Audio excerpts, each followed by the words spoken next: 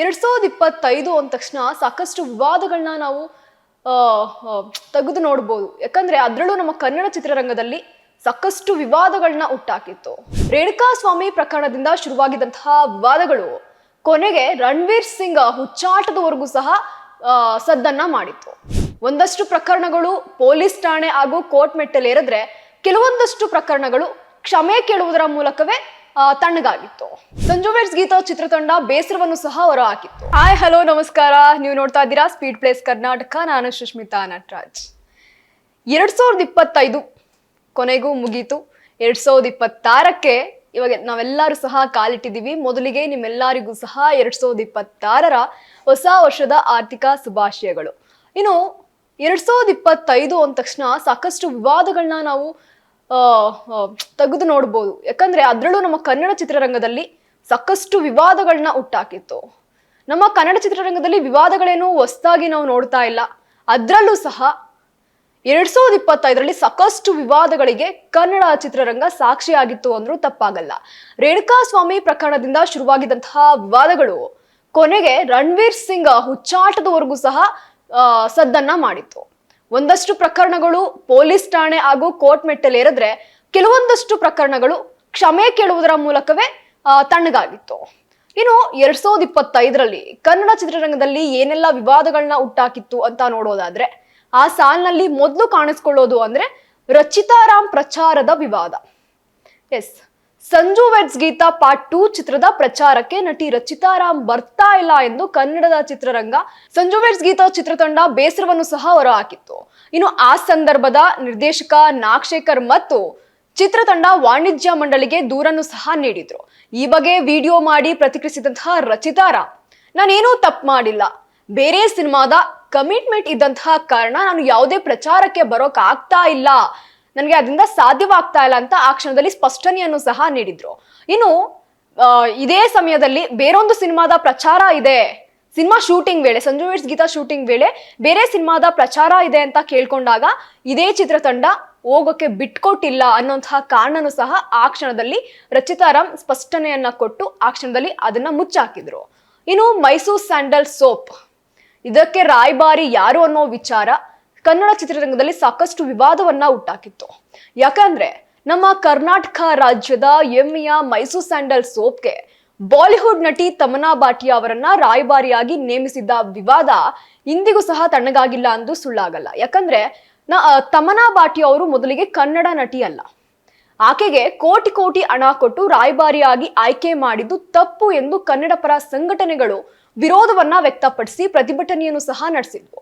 ಇನ್ನು ಬ್ರ್ಯಾಂಡ್ ಅನ್ನ ಅಂದ್ರೆ ನಮ್ಮ ಬ್ರ್ಯಾಂಡ್ ಅನ್ನ ರಾಷ್ಟ್ರೀಯ ಮಟ್ಟದಲ್ಲಿ ವಿಸ್ತರಿಸಲು ಈ ನಿರ್ಧಾರ ತೆಗೆದುಕೊಳ್ಳಲಾಗ್ತಾ ಇದೆ ಎಂದು ಕೈಗಾರಿಕಾ ಸಚಿವ MB ಪಾಟೀಲ್ ಸಹ ಆ ಹೇಳಿಕೆಯನ್ನ ಸಮರ್ಥಿಸಿಕೊಂಡಿದ್ರು.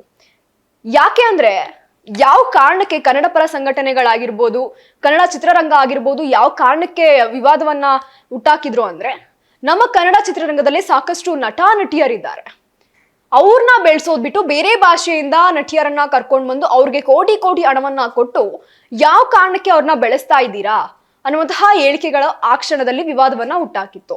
ಇನ್ನು ನಟ ದರ್ಶನ್ ವಿಚಾರಕ್ಕೆ ಬಂದ್ರೆ ಸಾಕಷ್ಟು ಏರಿಳಿತ ಏರುಪೇರುಗಳು ಸಹ ಕಂಡು ಬಂದಿದೆ.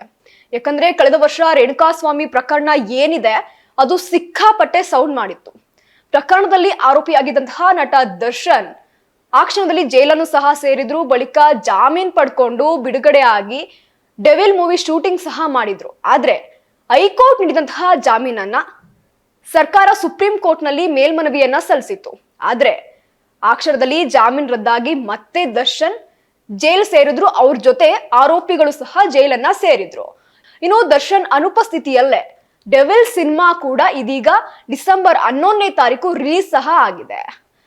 ಇನ್ನು ಇನ್ನೊಂದು ವಿಚಾರ ನೋಡೋದಾದ್ರೆ ಕಮಲ್ ಹಾಸನ್ ಅವರ ವಿಚಾರ ಸಿಕ್ಕಾಪಟ್ಟೆ ಸೌಂಡ್ ಮಾಡಿತ್ತು. ಇನ್ನು ಅವ್ರು ನಟಿಸಿರುವಂತಹ ಸಿನಿಮಾ ಕೂಡ ಕನ್ನಡ ಇಂಡಸ್ಟ್ರಿಲಿ ಕನ್ನಡ ಚಿತ್ರಮಂದಿರದಲ್ಲಿ ರಿಲೀಸ್ ಆಗ್ಲಿಲ್ಲ. ಯಾವ ಸಿನಿಮಾ ಅಂತ ನೋಡೋದಾದ್ರೆ ತಗ್ ಲೈಫ್ ಸಿನಿಮಾ ಕರ್ನಾಟಕದಲ್ಲಿ ಬ್ಯಾನ್ ಸಹ ಆಗಿತ್ತು. ಯಾಕೆ ಅಂದ್ರೆ ಕನ್ನಡ ಭಾಷೆಯ ಬಗ್ಗೆ ಕಮಲ್ ಹಾಸನ್ ನೀಡಿದಂತಹ ಹೇಳಿಕೆ ಕನ್ನಡಿಗರನ್ನ ಒಂದ್ ಕಡೆ ರೊಚ್ಚಿಗೇರಿಸಿ ಕೇಳಿಸಿತ್ತು. ಹಾಗಾಗಿ ಆತ ನಟಿಸಿರುವಂತಹ ಸಿನಿಮಾವನ್ನ ಕರ್ನಾಟಕದಲ್ಲಿ ಬಿಡುಗಡೆ ಮಾಡಬಾರ್ದು ಅಂತ ಕನ್ನಡಿಗರು ಪಟ್ಟನ್ನ ಹಿಡಿದಿದ್ರು. ಕಮಲ್ ಕನ್ನಡಿಗರ ಬಳಿ ಕ್ಷಮೆ ಕೇಳಬೇಕು ಅಂತ ಸಹ ಹೈಕೋರ್ಟ್ ಮನವಿಯನ್ನು ಸಹ ಅಂದ್ರೆ ಹೈಕೋರ್ಟ್ ಆದೇಶವನ್ನು ಸಹ ನೀಡಿತ್ತು. ಅದಾದ ನಂತರ ಸುಪ್ರೀಂ ಕೋರ್ಟ್ ನಲ್ಲಿ ಕಮಲ್ ಚಿತ್ರಕ್ಕೆ ಒಂದ್ ಕಡೆ ರಿಲೀಫ್ ಸಿಕ್ತು. ಆದ್ರೂ ಸಹ ಎಷ್ಟೇ ರಿಲೀಫ್ ಸಿಕ್ಕಿದ್ರು ಸಹ ಕರ್ನಾಟಕ ರಾಜ್ಯದಲ್ಲಿ ಈ ಸಿನಿಮಾ ಅಂತೂ ಬಿಡುಗಡೆ ಆಗ್ಲಿಲ್ಲ. ಇನ್ನು ಕನ್ನಡದ ವಿಚಾರಕ್ಕೇನೆ ಸೋನು ನಿಗಮ್ ಸಹ ವಿವಾದಕ್ಕೆ ಸಿಲ್ಕೊಂಡಿದ್ರು. ಏನದು ವಿವಾದ ಅಂತ ನೋಡೋದಾದ್ರೆ, ಗಾಯಕ ಸೋನು ನಿಗಮ್ ಸಾಕಷ್ಟು ಕನ್ನಡ ಹಾಡುಗಳನ್ನ ಆಡಿದ್ದಾರೆ. ಈತ ಮೂಲತಃ ಹಿಂದಿ ಹಾಡುಗಳನ್ನ ಆಡ್ಕೊಂಡು ಬಂದಂತಹ ಹಾಡುಗಾರ. ಆದ್ರೆ ಕನ್ನಡ ಹಾಡುಗಳನ್ನ ಆಡಿ ಸಾಕಷ್ಟು ಜನರ ಮನಸ್ಸನ್ನ ಗೆದ್ದಿದ್ದಾರೆ. ಆದ್ರೆ ಬೆಂಗಳೂರಿನಲ್ಲಿ ನಡೆದಂತಹ ಕಾರ್ಯಕ್ರಮವೊಂದರಲ್ಲಿ ಕನ್ನಡಿಗರ ಬಗ್ಗೆ ಆಡಿದಂತಹ ಮಾತು ಆ ಕ್ಷಣಕ್ಕೆ ವಿವಾದವನ್ನ ಸೃಷ್ಟಿಸಿತ್ತು. ಕಾರ್ಯಕ್ರಮದಲ್ಲಿ ಕನ್ನಡಿಗರು ಸಹ ಕನ್ನಡ ಹಾಡನ್ನ ಆಡುವಂತೆ ಕೇಳಿದ್ರು. ಆದ್ರೆ ಆ ವಿಚಾರಕ್ಕೆ ಕೋಪಗೊಂಡಂತಹ ಸೋನು ಇದೇ ಕಾರಣಕ್ಕೆ ಪಹಲ್ಗಂನಲ್ಲೂ ಸಹ ದಾಳಿ ನಡೆದಿದೆ ಎನ್ನುವಂತಹ ಹೇಳಿಕೆಗಳನ್ನ ಕೊಟ್ಟು ಕನ್ನಡಿಗರನ್ನ ಪಹಲ್ಗಂ ಭಯೋತ್ಪಾದನಾ ದಾಳಿಗೆ ಹೋಲಿಸಿ ಆ ಕ್ಷಣದಲ್ಲಿ ಮಾತನಾಡಿದ್ರು. ಇದೇ ವಿಚಾರಕ್ಕೆ ಕನ್ನಡಿಗರು ಸೋನು ನಿಗಮ್ ಅವರನ್ನ ತೀವ್ರವಾಗಿ ಖಂಡಿಸಿದ್ರು. ಇನ್ನು ಕನ್ನಡದಲ್ಲೂ ಸಹ ಹಾಡನ್ನ ಆಡಬಾರ್ದು ಅಂತ ಸೋನು ನಿಗಮ್ ಅವ್ರನ್ನ ನಿಷೇಧ ಹೇರಲಾಗಿತ್ತು. ಇನ್ನು ಕೊನೆಯದಾಗಿ ಸೋನು ನಿಗಮ್ ಅವ್ರಿಗೆ ತಮ್ಮ ತಪ್ಪು ಅರಿವಾಯ್ತಾ ಅಥವಾ ಇದರಿಂದ ಪಾರಾಗ್ಬೇಕು ಅಂತ ಅನ್ಸಿ ಕ್ಷಮೆ ಕೇಳಿದ್ರೋ ಗೊತ್ತಿಲ್ಲ. ಆದ್ರೆ ಎಲ್ಲಾ ಕನ್ನಡಿಗರ ಹತ್ರ ಸೋನು ನಿಗಮ್ ಕೊನೆಯದಾಗಿ ಕ್ಷಮೆಯನ್ನ ಕೇಳಿದ್ರು. ಇನ್ನು 2025ರಲ್ಲಿ ಕನ್ನಡ ಚಿತ್ರರಂಗಕ್ಕೆ ಸಂಬಂಧಪಟ್ಟಂತೆ DKಶಿ ಅವರು ಕೊಟ್ಟಂತಹ ಹೇಳಿಕೆ ಏನಿದೆ ಅದು ಸಿಕ್ಕಾಪಟ್ಟೆ ವೈರಲ್ ಆಯ್ತು. ಅವ್ರು ಕೊಟ್ಟಂತಹ ಹೇಳಿಕೆ ನೆಟ್ಟು ಬೋಲ್ಟು ಟೈಟ್ ಮಾಡೋಕೆ ನಮಗ್ ತುಂಬಾ ಚೆನ್ನಾಗಿ ಬರುತ್ತೆ. ಈ ಹೇಳಿಕೆ ಏನು ಕೊಟ್ರು ಅಂತ ನೋಡೋದಾದ್ರೆ, ಬೆಂಗಳೂರಿನಲ್ಲಿ ನಡೆದಂತಹ ಚಲನಚಿತ್ರೋತ್ಸವ ಉದ್ಘಾಟನಾ ಕಾರ್ಯಕ್ರಮಕ್ಕೆ ಕನ್ನಡ ಚಿತ್ರರಂಗದ ಸ್ಟಾರ್ ನಟ ನಟಿಯರು ಯಾರೂ ಸಹ ಬಂದಿರಲಿಲ್ಲ. ಈ ವಿಚಾರಕ್ಕೆ ಕೋಪಗೊಂಡಂತಹ DCM DK ಶಿವಕುಮಾರ್ ಅವರು ತಮ್ಮ ಬೇಸರವನ್ನ ವ್ಯಕ್ತಪಡಿಸಿದ್ರು. ಅದೇ ರೀತಿಯಾಗಿ ಯಾರಿಗೆ ಯಾವ ರೀತಿ ನಟ್ಟು ಬೋಲ್ಟ್ ಟೈಟ್ ಮಾಡಬೇಕು ಅನ್ನೋದು ನನಗೆ ತುಂಬಾ ಚೆನ್ನಾಗಿ ಗೊತ್ತಿದೆ ಅಂತ ಹೇಳಿಕೆಯನ್ನ ಕೊಟ್ಟಿದ್ರು. ಈ ವಿಚಾರ ಸಹ ಆ ಕ್ಷಣದಲ್ಲಿ ಭಾರಿ ಚರ್ಚೆಯನ್ನ ಹುಟ್ಟಾಕಿತ್ತು. ಇನ್ನು ಇದೇ ವಿಚಾರಕ್ಕೆ ಸ್ಪಷ್ಟನೆ ಕೊಟ್ಟಂತಹ ಕಿಚ್ಚ ಸುದೀಪ್ ಅವರ ಹೇಳಿಕೆ ಬಗ್ಗೆ ಸಾಕಷ್ಟು ಪ್ರತಿಕ್ರಿಯೆಯನ್ನ ಸ್ಪಷ್ಟನೆಯನ್ನ ನೀಡಿದ್ರು. ನಮ್ಗೆ ಯಾವುದೇ ರೀತಿ ಆಹ್ವಾನ ಇರಲಿಲ್ಲ, ಅದಕ್ಕೆ ಅದೇ ಕಾರಣಕ್ಕಾಗಿ ಆ ಕಾರ್ಯಕ್ರಮಕ್ಕೆ ನಾವ್ ಯಾರು ಬರ್ಲಿಲ್ಲ ಅನ್ನುವಂತಹ ಹೇಳಿಕೆಯನ್ನ ಆ ಕ್ಷಣದಲ್ಲಿ ಸುದೀಪ್ ಅವರು ಕೊಟ್ಟಿದ್ರು. ಇನ್ನು ಈ ಗೊಂದಲಕ್ಕೆ ಸಾಧು ಕೋಕಿಲ್ ಅವರು ಮುಖ್ಯವಾಗಿ ಕಾರಣ ಅಂತ ಸಹ ಆ ಕ್ಷಣದಲ್ಲಿ ಹೇಳಿದ್ರು. ಇನ್ನು ಬಿಗ್ ಬಾಸ್ ಮನೆ ಇದಂತೂ ನಿಮ್ಗೆಲ್ಲರಿಗೂ ಸಿಕ್ಕಾಪಟ್ಟೆ ಗೊತ್ತೇ ಇರುತ್ತೆ. ಇತ್ತೀಚೆಗಷ್ಟೇ ನಡೆದಿರುವಂತಹ ಒಂದಷ್ಟು ಘಟನೆಗಳು. ಬಿಗ್ ಬಾಸ್ ಅಂದ್ರೆ ಸಾಕು ಇಡೀ ಕನ್ನಡಿಗರ ಮನಸ್ಸಲ್ಲಿ ಮೇನ್ ಪ್ರಸ್ತುತವಾಗಿ ಓಡ್ತಾ ಇರುವಂತಹ ಟಾಪಿಕ್ ಅಂದ್ರೆ ಅದು ಬಿಗ್ ಬಾಸ್. ಇಂತಹ ಬಿಗ್ ಬಾಸ್ ಮನೆಗೆ ಶುರುವಾದಂತಹ 15 ದಿನದಲ್ಲಿ ಬಿಗ್ ಬಾಸ್ ಮನೆಗೆ ಬೀಗ ಬಿದ್ದಿತ್ತು. ಇನ್ನು ಕಿಚ್ಚ ಸುದೀಪ್ ಸಾರಥ್ಯದಲ್ಲಿ ನಡೀತಾ ಇರುವಂತಹ ಬಿಗ್ ಬಾಸ್ ಸೀಸನ್ 12 ಶುರುವಾದಂತಹ 15 ದಿನಕ್ಕೆ ಸಮಸ್ಯೆಗಳನ್ನ ಸಾಲಾಗಿ ಎದುರಿಸ್ತಿದ್ರು. ಯಾಕಂದ್ರೆ ಬಿಡದಿಯ ಜಾಲಿವುಡ್ ಸ್ಟುಡಿಯೋದಲ್ಲಿ ಸೆಟ್ ಹಾಕಿ ಶೋ ಅನ್ನ ನಡೆಸಲಾಗ್ತಾ ಇತ್ತು. ಆದ್ರೆ ಕರ್ನಾಟಕ ಮಾಲಿನ್ಯ ನಿಯಂತ್ರಣ ಮಂಡಳಿ ಹಾಗೂ ರಾಮನಗರ ಜಿಲ್ಲಾಡಳಿತವು ಪರಿಸರ ನಿಯಮ ಉಲ್ಲಂಘನೆ ಆರೋಪದ ಅಡಿ ಸ್ಟುಡಿಯೋಗೆ ಬೀಗವನ್ನ ಜಡಿದಿತ್ತು. ಹಾಗಾಗಿ ಬಿಗ್ ಬಾಸ್ ಶೋ ಸಹ ಆ ಕ್ಷಣದಲ್ಲಿ ಸ್ಥಗಿತಗೊಂಡಿತ್ತು.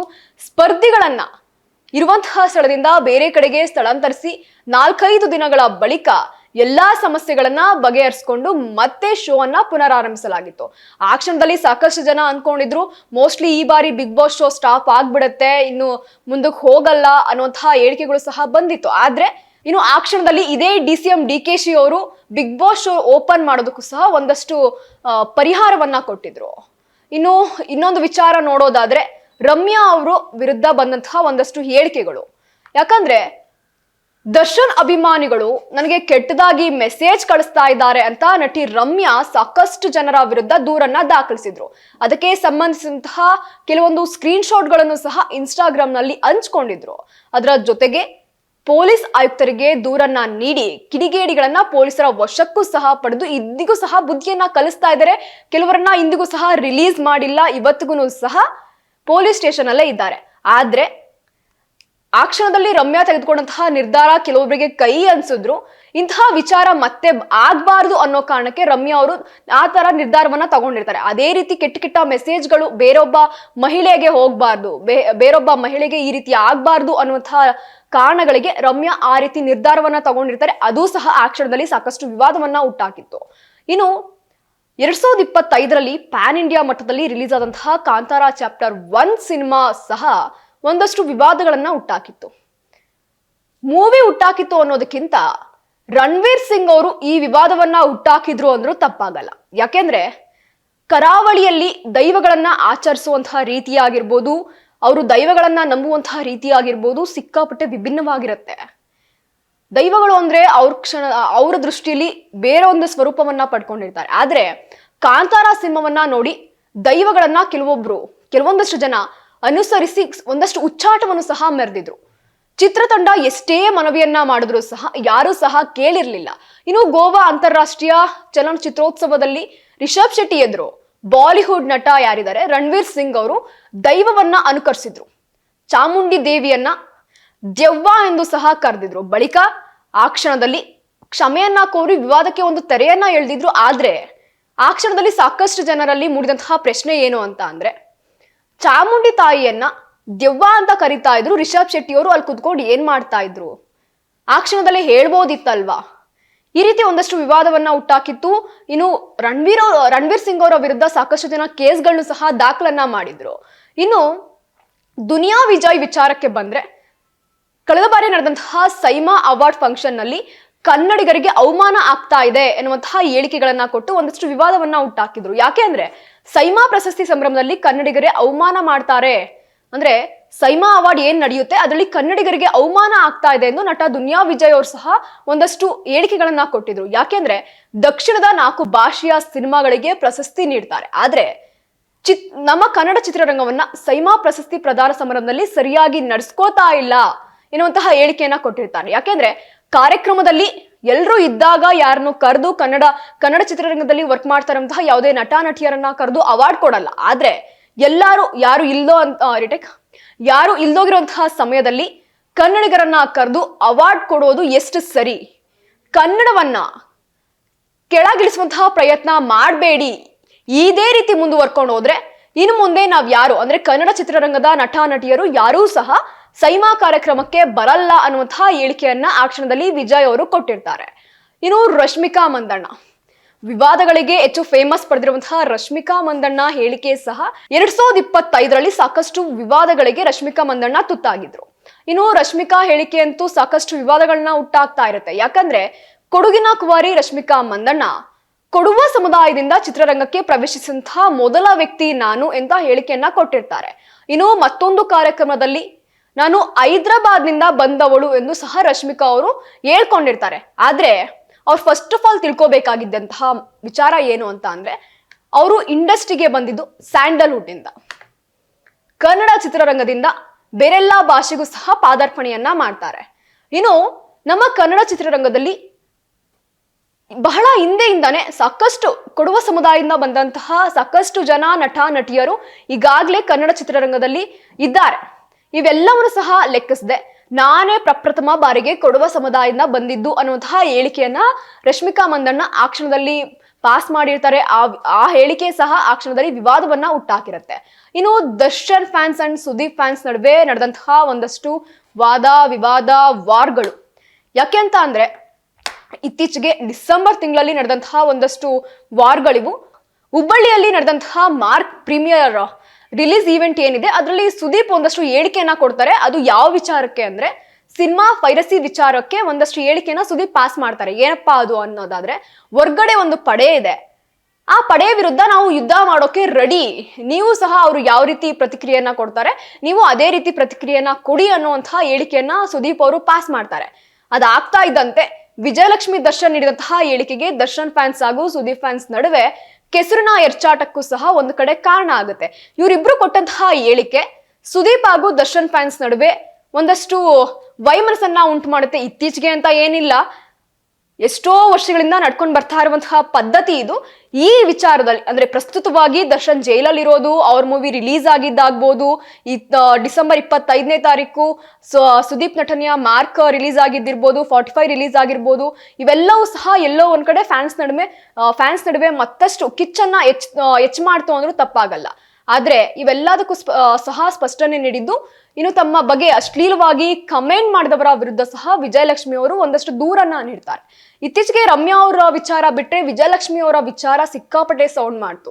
ಅಶ್ಲೀಲವಾಗಿ ಕಮೆಂಟ್ ಅಂದ್ರೆ ಅಲ್ಲಿ ವಿಜಯಲಕ್ಷ್ಮಿ ಅವರು ಮೆನ್ಷನ್ ಮಾಡಿದ್ದು ಏನು ಅಂತ ನೋಡೋದಾದ್ರೆ, ಸುದೀಪ್ ಅಭಿಮಾನಿಗಳೇನಿದ್ದಾರೆ ಇವರು ಸಾಕಷ್ಟು ಕೆಟ್ಟದಾಗಿ ಮೆಸೇಜ್ ಮಾಡಿದ್ದಾರೆ, ಕೆಟ್ಟದಾಗಿ ಕಮೆಂಟ್ ಹಾಕಿದ್ದಾರೆ ಅನ್ನುವಂತಹ ಒಂದಷ್ಟು ಸ್ಕ್ರೀನ್ ಶಾಟ್ಗಳನ್ನು ಸಹ ತಮ್ಮ ಇನ್ಸ್ಟಾಗ್ರಾಮ್ ಖಾತೆಯಲ್ಲಿ ಸ್ಟೋರಿಯನ್ನ ಮೆನ್ಷನ್ ಮಾಡ್ಕೊಂಡಿದ್ರು.